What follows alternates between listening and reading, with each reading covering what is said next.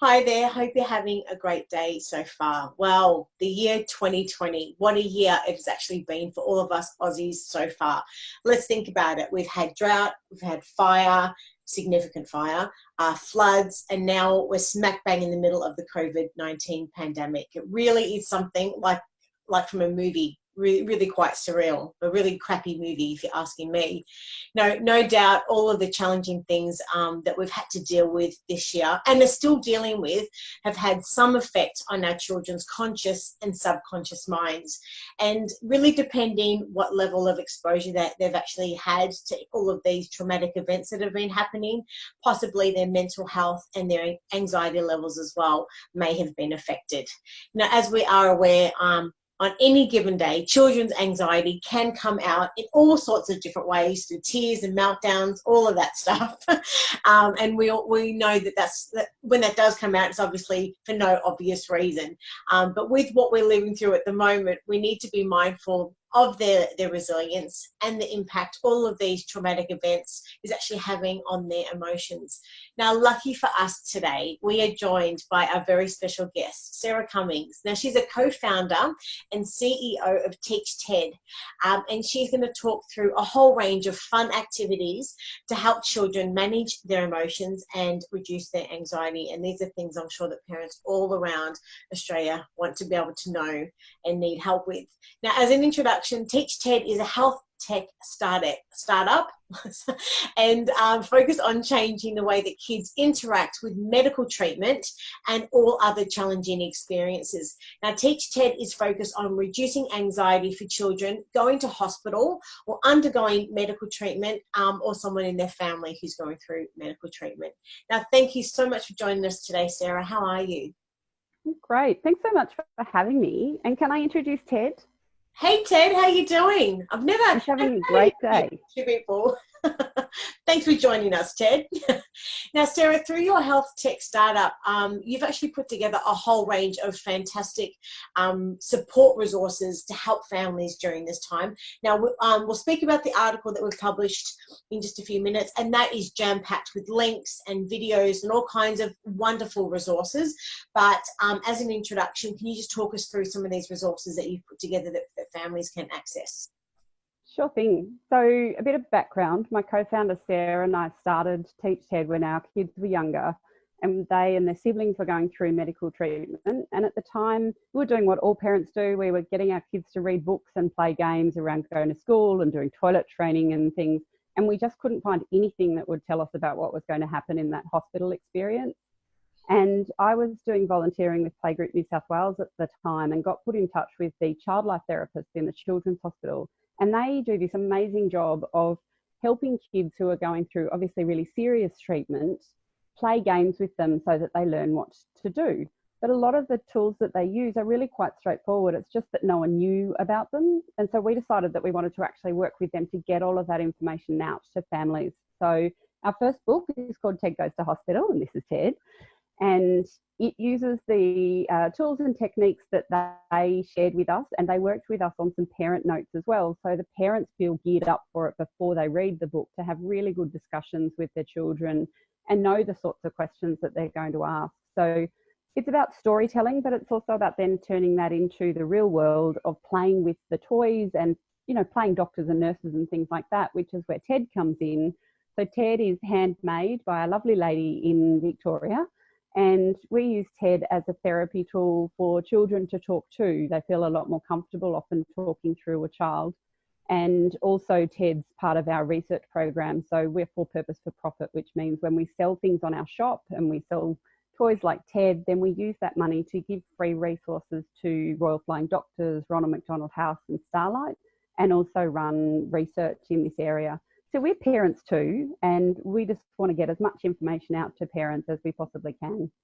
That's wonderful. Well, I think overall with hospitals, the large majority of us don't like visiting hospitals, and that's pretty much with good reason. The only time we actually like visiting a hospital is to welcome the birth of a newborn baby, pretty much. But I understand that Teach TED uses research-based play therapy techniques in a range of different research projects, as you've just mentioned. And currently there's one being conducted by the behavioural science team at the University of New South Wales at Sydney's Children's Hospital in Randwick. Just quickly, could you just give us a little bit of an overview of some of your findings from that research project and what you find has been relevant in general to children who are facing issues with anxiety? Sure. So the research project that we're focused on is for children who are having blood tests. One of the main reasons we focused on that is the people in the Children's Hospital have told us that when a child has a needle phobia, it makes everything else about their treatment so much harder. And unfortunately, usually the way we deal with children having needles is we get someone to hold them down. And it's because we're doing the very best that we can and we don't know anything else to do, but that can set them up for a really bad pattern as they go on later in life. So we did a survey last year of parents about their needle experiences. And one of the things we found was the parents who didn't prepare their children beforehand, it actually went worse than they were expecting it to be. Whereas the parents who had maybe taken their child for another blood test or talked to them about it before, they had a better experience than they had thought they were going to have. And the learnings that we're taking through to the pilot program we're running at Sydney Kids, which unfortunately has been put on a bit of a pause, as you can imagine at the moment. They're really dealing with critical only. But it's focused on if we can reduce anxiety for the child going in, then we can actually also reduce the amount of time it takes. And that makes the hospital system more efficient, meaning more people can get seen more quickly. So there's some huge flow-on benefits for everyone in the health system. In terms of day-to-day, though, the same principles that work for a blood test work just as well for getting an injection, or, you know, if this COVID test, they're talking about it becoming a finger prick, it's the same logic. So the techniques and the tools that we use can be applied to all sorts of situations. And we know from the work that we've done and research that other people have done, children actually get a lot of their anxiety from the parent, and the parent's anxiety is often through not knowing why and not knowing what to do about it. So if we can support the parents more effectively, then we can also help them support their children. Yeah, wonderful program and well done on that. And Thank you. You're looking forward to getting up and running again at the end, which hopefully is not going to be too far away, which we all to the end of the light at the end of the tunnel with this pandemic at the moment. Well, we published your article and the title is Staying Cool Through COVID-19. For someone who hasn't read the article, can you please give us a little bit of an overview what it's about and just what inspired you to write it? Sure. So I've got 2 kids of my own, so does my co-founder, and we have kids that react quite sensitively to different situations. So we've had to learn along the way what works and what doesn't. And we've applied a really easy 4-step rule, which goes along with the COOL acronym. So C is for cuddle time. Human touch always makes kids calm down and feel better. And it doesn't necessarily have to be a big cuddle. It might be that you sit side by side and read a story together. It's just that proximity and spending time and knowing that you're there can really calm a child down. I find when my kids are having tantrums, it's often coming from a place of fear rather than anger, and a good cuddle stops the screaming and turns it into them actually having the headspace to tell me what's really bothering them. The second one is O for open-ended questions. So I used to do this myself until the child life therapist suggested that it wasn't actually helping, is I'd say things like, don't be scared, there's no need to be scared. But actually the child often hadn't thought there was a need to be scared until I'd put it into their head, because they are looking at you constantly to see what's the right reaction in a different situation. It's the way kids learn everything, is by modeling behavior. And so they taught me these magic words, and it's called I wonder. So the best way to start a sentence is I wonder. I wonder what you might like to do after you've had your test tomorrow. Or I wonder if Ted's feeling really scared, what do you think might help Ted? So the open-ended questions, it gives them an opportunity to say whatever they like in a safe space without being worried that they're saying the wrong thing. So the third one is options. Kids are just like us. They like to feel in control. And for most kids, most of their life is outside of their control. But you'll find you get a much better experience from kids if they do feel like they have control, even over really simple things. So it might be something as simple, if you have the fights that I used to have with my daughter about what to wear every day, would you like to wear the blue shirt or the green shirt? Now, I've already pre-chosen, so I'm not giving her an option that I'm not going to be happy with her having, but she feels like she has some control. And so she then chooses quite happily which one she wants to do, and she'll go along her merry way. Whereas if I said, which one do you want out of all of these? And she chose something that I didn't want, then, you know, we have an argument.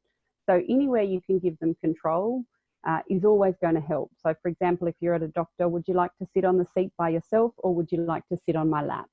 All things that you know you're going to be comfortable with. But that feeling of being in control, even over the simple things, will help dampen down their anxiety in other areas. And the third one, the L, well, let's let the toys talk. So if you've ever seen anything on TV about play therapy with children, you'll find that they'll give the child a toy, or they'll get them to draw.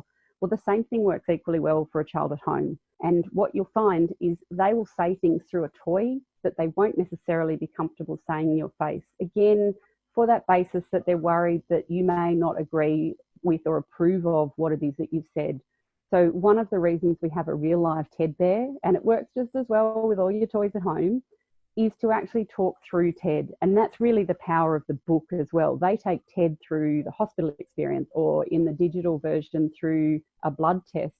They can say things like, Ted's actually a little bit worried that when he goes to sleep, he might not wake up. Now, that's actually a fear that kids often have. And you'll find it's a bit hard to understand as an adult, but kids have no context. So when they hear hospitals, all they see is in the movies and things. People go to hospital and not very nice things happen. So they don't actually have the context to know that millions and millions of people every day come in and out of hospital with no trouble. So this is a way to get them to voice those fears that they may not otherwise voice to you. And then you can talk back through the toy as well. So Ted has this fear. Oh, I wonder what we might be able to do with Ted so that he feels more comfortable. Now, in our parent notes, we address a lot of these issues and give you some suggestions of how you can explain it. For example, with the not waking up, there's a doctor there who's looking after Ted all of the time to monitor how he's going and make sure that he sleeps just enough time so that the operation's over. So we provide all that information to you, and that's all freely available on our website. The book's for sale in the shop, and as I said, we give some away when we sell some, but we do make the parent notes available for free in our tools area. Okay, great. So for a parent at the moment, if they were, having to take a child to hospital and or with any other stressful scenario, would you suggest it's best to be able to have the child speak to a toy to be able to get them to air out their thoughts and their feelings, as you just mentioned earlier, as opposed to asking them directly? And it depends on the child, right? So some kids are very comfortable, and it depends on their age. It'll depend on why they are not feeling well. You'll find that if a child's not feeling well, they regress a bit in their cognitive functions temporarily. Or if they're feeling quite anxious, their cognitive functions tend to go back a little bit temporarily. So I'd suggest, having a conversation with your child. You know your child really well. If there's someone who likes to talk things through face-to-face, great. If not, I think you'll find using a toy helps. The other thing that I find helps is side-by-side conversations. So sitting with a child looking out away from each other, or going for a walk, or being in the car. They're all great ways to get your child to relax a bit and tell you things. I mean, as a parent, the best way to get your child to talk to you is try and get on the phone and talk to someone else.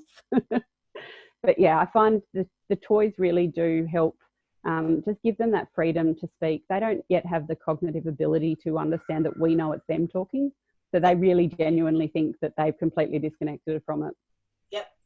What are some of the more common areas that kids are being concerned about right now? Look, I think the unpredictability. I'm not a massive routine person, but our family still has certain routines, and particularly when school's on, they get up every morning, they go to school, they have particular activities, they see particular people. They're losing all of that.